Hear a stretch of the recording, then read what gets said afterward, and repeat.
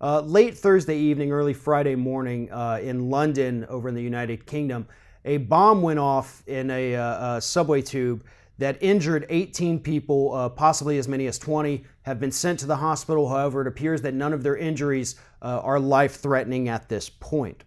However, this incident is being ruled as terrorism at the moment, and therefore Donald Trump immediately took to Twitter following this attack to basically do what Donald Trump does best, and that is overreact. Because Donald Trump's reaction to this bombing in London was to say that we, everybody, the world, needs to close off the internet so nobody can use the internet, so terrorists can stop using that as a recruiting tool.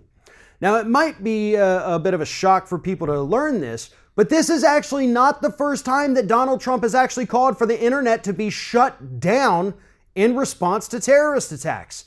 After he first made this comment several months ago, he then backed up and said, well, let's just shut down the terrorist websites, as if that's something that other people haven't thought of yet. But now, in the wake of this London bombing, he's come out and said, you know what, screw it. We've got to get rid of the internet. Now, of course, all of this happened on Donald Trump's favorite medium, Twitter, which is an internet-based social media platform. And of course, he didn't see the irony in that.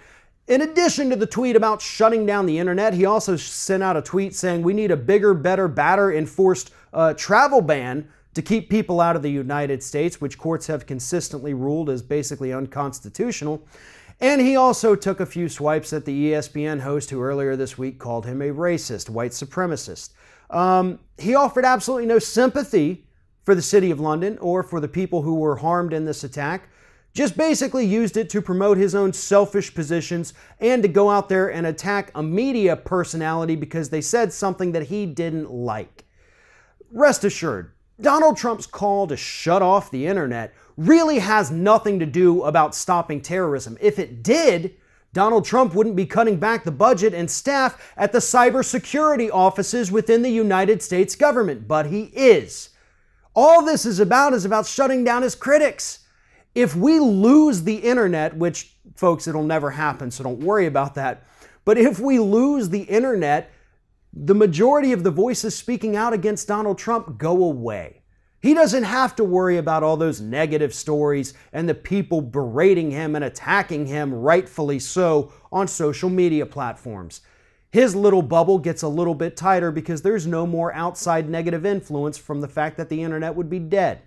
It's also worth noting that in the past, Donald Trump said he was going to talk to Bill Gates about possibly shutting down the internet, as if somehow Bill Gates has a massive switch in his house that just turns the internet on and off, or that he really has any sway over whether or not the internet actually works.